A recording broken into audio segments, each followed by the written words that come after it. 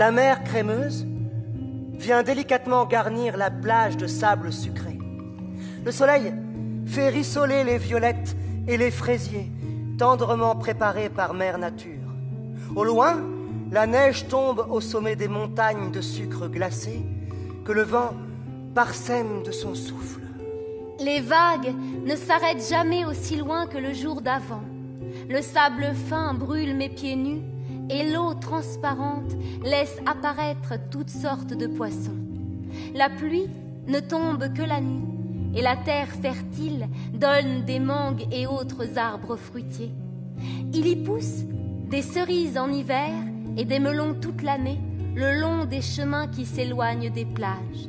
Pas d'insectes trop grands dans ces baobabs, pas de migales et pas une sangsue en vue dans ces milliers de ruisseaux. En suivant ce chemin, je tombe sur une clairière où les rayons du soleil, transperçant les nuages, laissent deviner le crépuscule. Dans mon île gourmande pousse une immensité de chocolat noir en guise de sable et plein de sortes de biscuits pour la végétation. Les animaux de l'île sont faits pour être mangés, tout en chocolat blanc. Ma maison est bien sûr en sucrerie et en pain d'épices. Ma voiture est une réglisse. Forcément, c'est une de collection vu qu'elle ne roule pas. Dans chaque arbre à biscuits, au fond, il y a une source de boissons différentes et sucrées que l'on sert avec un distributeur à volonté. Elle est très colorée, mon île, et appétissante. Venez, je vous invite sur l'île des merveilles.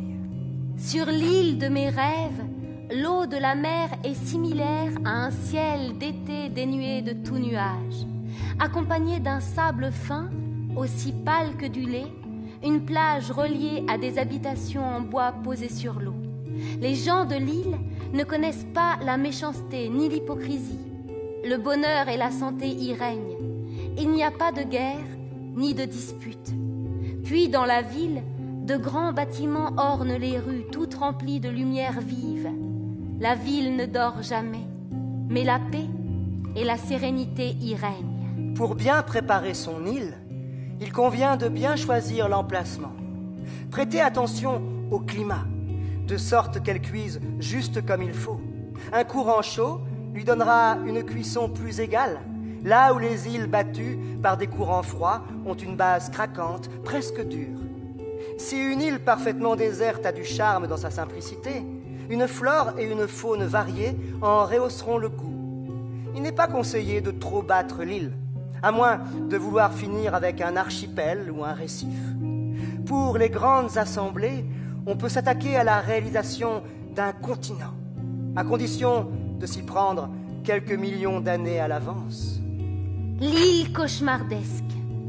Il y aurait des zombies partout, avec des explosions, avec toute la végétation en feu, avec des squelettes pendus sur les palmiers. Le sable et la mer seraient rouges sang. Au sol, les dragibus remplacent le sable. L'eau sucrée reflète la magnifique couleur argentée du ciel.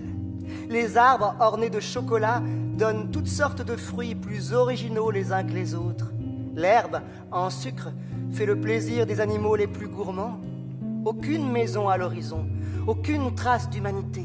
Je suis seul dans mes pensées absurdes.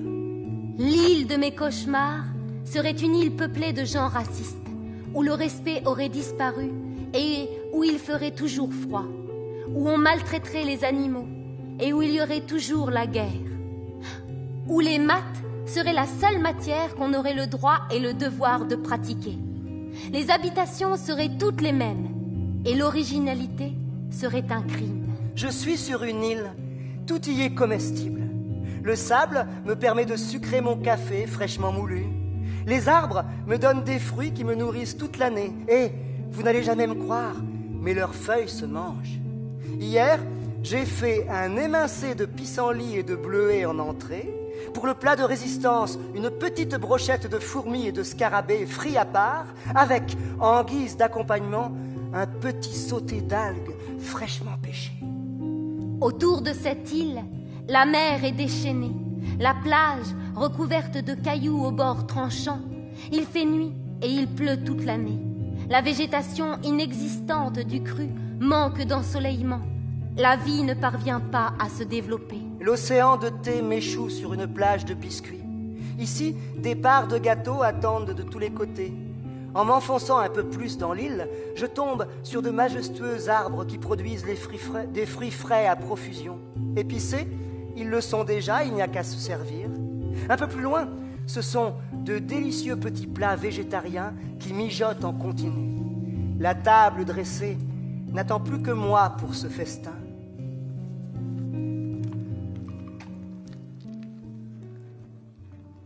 Je te l'ai dit pour moi. Je te l'ai dit pour chaque seconde, pour les minutes, dans les années, pour les jours, pour les nuits, pour toute la vie, pour l'amour, pour la passion, pour un soir. Je te l'ai dit pour tes baisers, pour tes étreintes. Toute caresse, toute confiance se survive. Dans la braise, il y a un chien jaune. Dans l'année, il y a des petits cailloux. Et dans l'azur, des enfants. Dans la brume, il y a une table. Dans l'amour, il y a du thé. Et dans le sang, du chocolat. Dans la peine, il y a un avion. Dans le feu, il y a de la liberté. Et dans la vie, des éléphants. Et dans l'homme, il n'y a qu'un poème de joie. Je te l'ai dit pour comprendre. Je te l'ai dit pour t'aimer. Pour chaque émotion.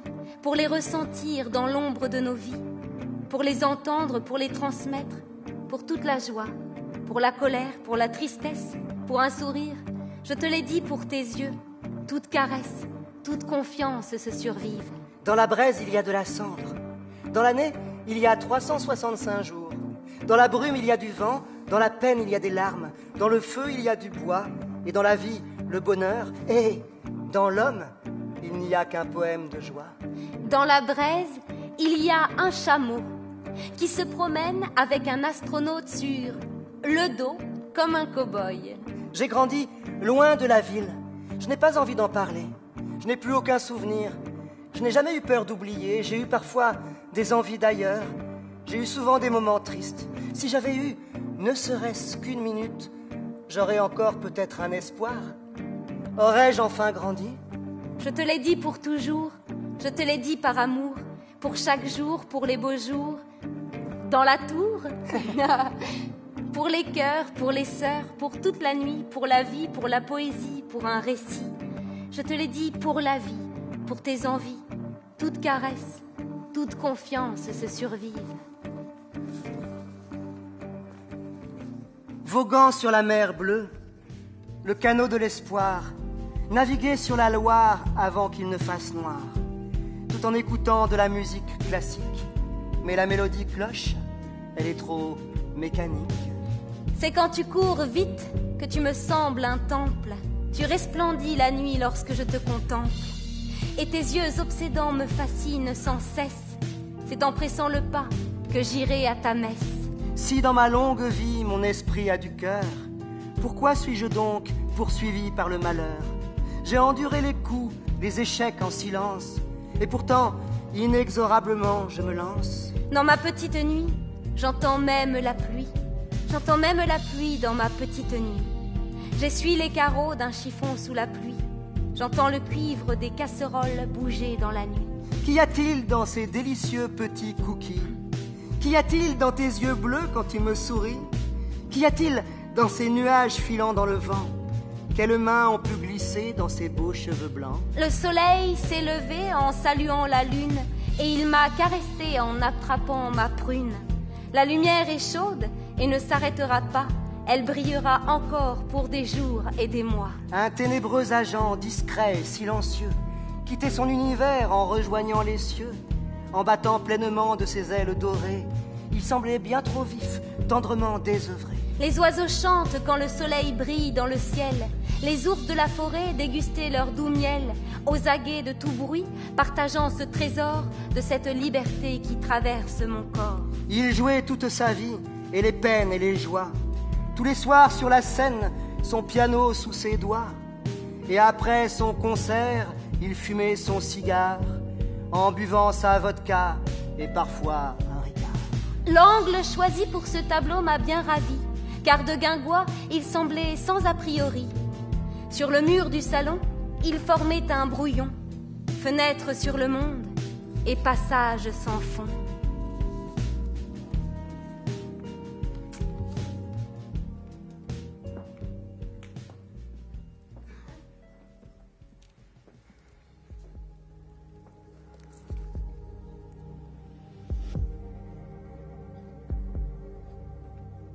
Il faisait nuit et il pleuvait.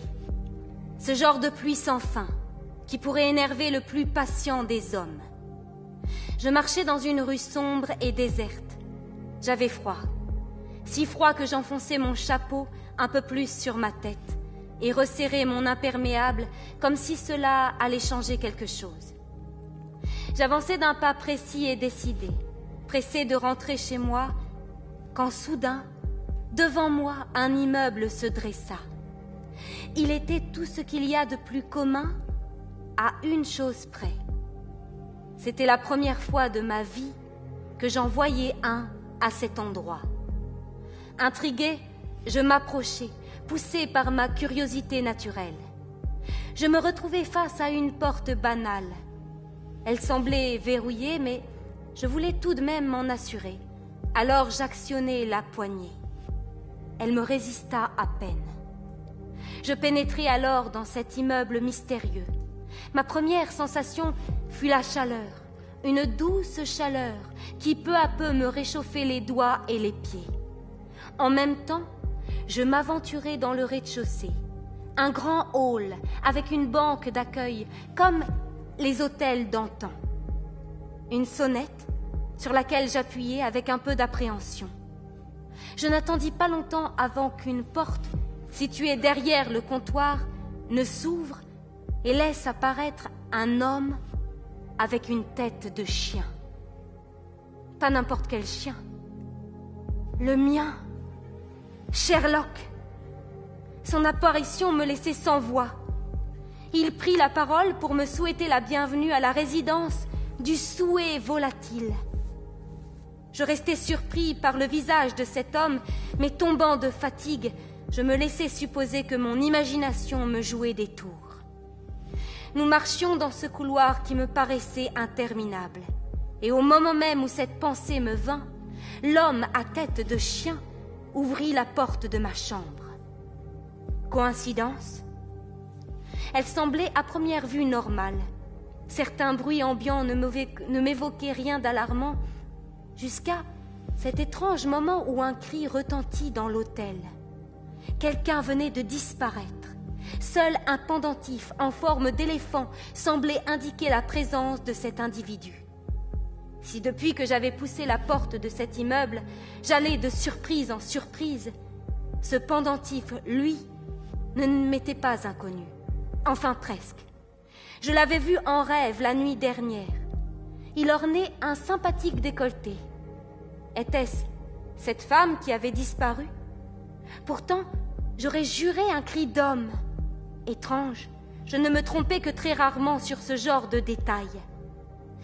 Alors que je me retournais pour interroger l'homme à tête de chien, celui-ci avait disparu. Je retournai dans la chambre qu'il m'avait attribuée. La solution était sûrement là, sinon pourquoi m'y aurait-il mené? Je m'allonge sur le lit et me mets à fixer la tapisserie de la pièce en réfléchissant. Petit à petit, sans que j'y prenne garde, celle-ci s'anima. Les fleurs se mutèrent en palmiers grandeur nature. Doutant de cette hallucination, je m'approchai sans prendre garde. C'est alors qu'une bande de pirates me kidnappa. Si l'homme-chien n'avait dans ses manières rien de bien répréhensible, il en allait autrement de mes geôliers. M'ayant jeté dans un parc d'enfants aux dimensions étroites pour l'adulte que j'étais, ils se mirent à inventer 1000 petites cruautés pour le plaisir de me tourmenter, me tendre une sucette pour la reprendre alors que je tendais les mains, se moquer d'un rire gras de mon embonpoint. L'homme, Sherlock le chien, observait ma torture d'un air désœuvré, regardant sa montre et faisant la conversation avec la femme du capitaine des pirates, une sirène vieillissante mâchonnant un cigare.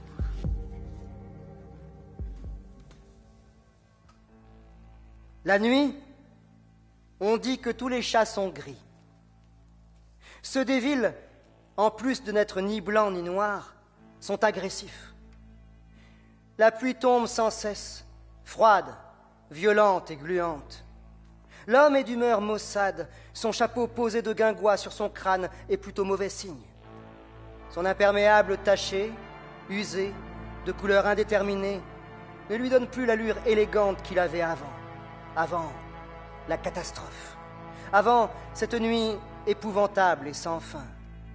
Il avançait sans hésiter dans la rue sombre, n'hésite pas un instant, il entre dans l'immeuble.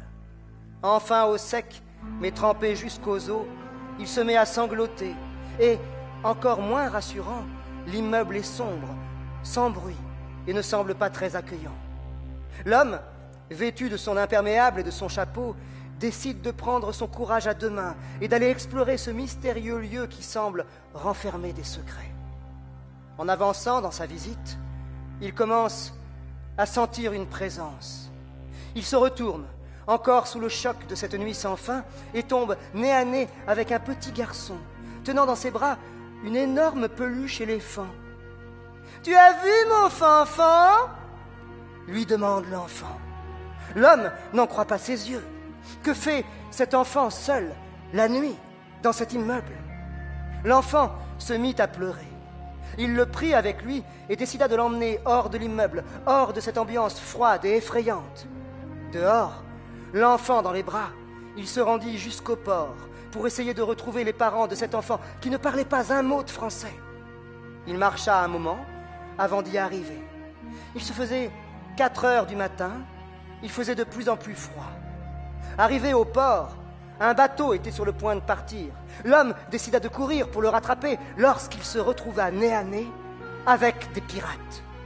Ceux-ci ne semblaient pas méchants. On aurait dit qu'ils étaient déguisés. Et d'ailleurs, ils confirmèrent ses pensées en disant « N'ayez pas peur, nous ne sommes que des acteurs qui tournent un film. » Et effectivement, dans la pénombre, il aperçut un homme avec une caméra. Il lui fit savoir qu'il travaillait en ce moment sur un remake du film La Petite Sirène, dans lequel il y avait des pirates. L'homme, avec sa mauvaise allure, n'inspira pas confiance à l'équipe de tournage. Que faisait-il à cette heure de la nuit, avec un enfant dans les bras? Le caméraman en chef s'approcha pour obtenir des réponses. À ce moment-là, le garçon tourna son visage et s'écria « Daddy !» C'était son fils. Comment s'était-il échappé de la cabine du bateau où il dormait? Qui était cet homme? De nouvelles questions se bousculaient, mais elles allaient devoir attendre, car le réalisateur venait d'arriver et criait « Action !»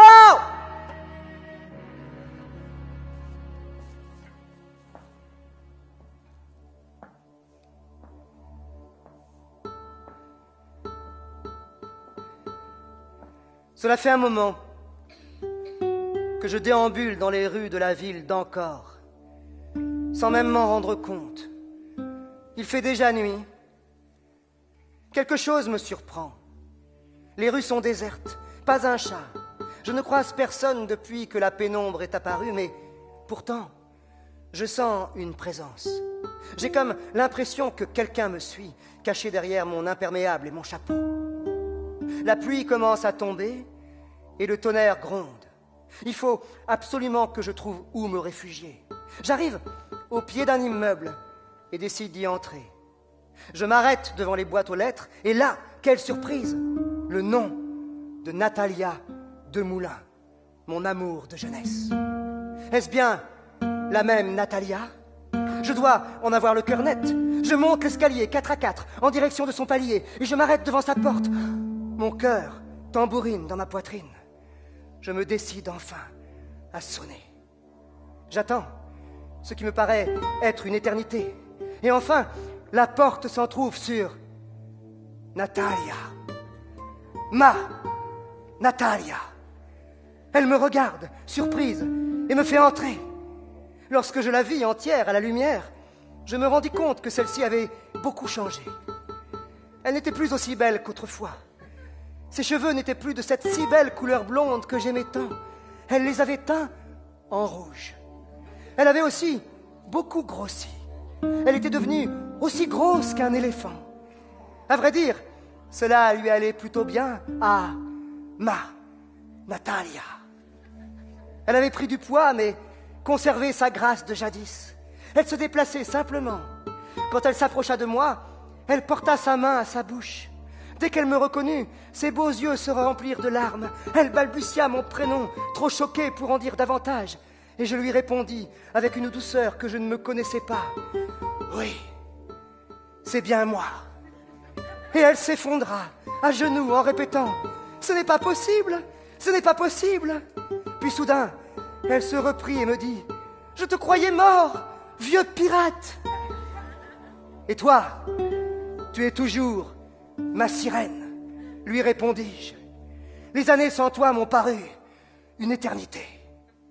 Nous aurions dû tomber dans les bras l'un de l'autre à ce moment-là, comme dans les téléfilms sentimentaux que diffusent les chaînes l'après-midi. Mais la sonnette retentit, nous faisant sursauter. Je me rappelai alors la raison de ma présence auprès d'elle, l'impression qu'une personne me suivait. Était-ce elle, derrière la porte? Natalia me contourna, et pour la deuxième fois en quelques minutes, elle tourna la poignée pour laisser entrer le mystérieux invité. Un enfant?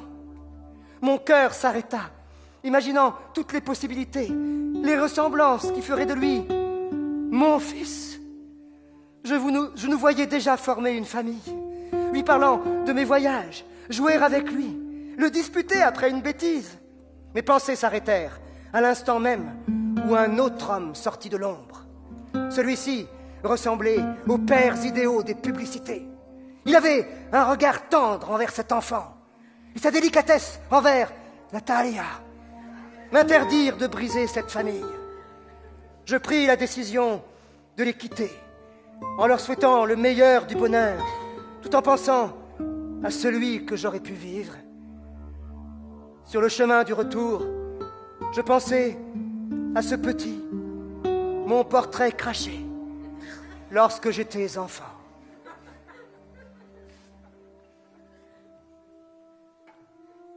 La voiture quitta la campagne et entra enfin dans la ville. Il faisait noir et la pluie rendait la conduite difficile. Après plusieurs arrêts étranges devant des bars, des boîtes de nuit, dont les néons éclairaient la nuit, le conducteur gara la voiture dans une rue sombre. Il en descendit, mais impossible de voir son visage à moitié caché par son chapeau melon. Il referma son imperméable et rentra dans l'immeuble.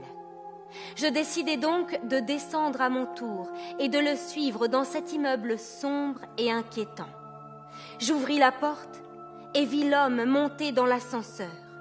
Je me précipitai dans les escaliers pour essayer de le rattraper. Arrivé au 7e et dernier étage, je le vis. Il était sur le point de sauter. Je pris mon courage à deux mains et criai de toutes mes forces « Hé !» L'homme se retourna. C'était Alphonse, mon meilleur ami de maternelle. Il me dévisagea et décida tout de même de se laisser tomber. Mais je ne réfléchis même pas, je fonçai sur lui et je le rattrapai par la main juste à temps. J'eus l'impression qu'il pesait plus lourd qu'un éléphant, mais je réussis tout de même à le remonter. Puis je le giflai et lui criai essoufflé « Mais qu'est-ce qui t'a pris, bon sang, tu es fou !» Il ne me répondit pas et se contenta de fixer le sol avec une intensité qui me donna la chair de poule. Doucement, je tentai de le tirer hors du précipice. Peu à peu, j'y réussis. Nous nous laissâmes choir au pied d'un mur, laissant la pluie dégouliner sur nous. Je songeais alors à toutes ces années où je ne l'avais pas revu. Qu'avait-il pu lui arriver pour qu'il ait envie de se jeter d'un toit d'un immeuble? Comment le petit garçon qui rêvait d'être pirate et de vivre des aventures incroyables se retrouvait-il sans désir de vivre? Je tournai mon visage vers lui pour lui poser ces questions, quand je me rendis compte qu'il tenait une arme et la pointait vers ma tempe. Étais-je responsable de sa souffrance? La peur au ventre, il ne me fallut pas plus d'une minute pour me souvenir de l'événement qui nous avait séparés. Enfants, nous jouions très souvent dans la rue, avec nos amis et avec le petit frère d'Alphonse. Alors que nous nous disputions à propos d'une balle que j'avais lancée de l'autre côté de la rue, Alphonse m'ordonna d'aller la récupérer, et moi, refusant d'aller la chercher, ce fut malheureusement le petit frère d'Alphonse qui alla la prendre, sans faire attention à la circulation. Je ne me souvenais plus que d'une chose, la sirène des pompiers et les cris de mes amis. Je n'avais pas repensé à cette histoire depuis des années. Je ne sentais plus le canon du revolver appuyé sur ma tempe. Mes larmes coulaient. Je l'avais suivi sans me rendre compte que c'est lui qui m'avait amené là malgré moi. Plongé dans le passé, je me retrouvais assis à l'avant d'une voiture roulant sous la pluie. Alphonse au volant, vers une destination inconnue, un revolver dans la boîte à gants.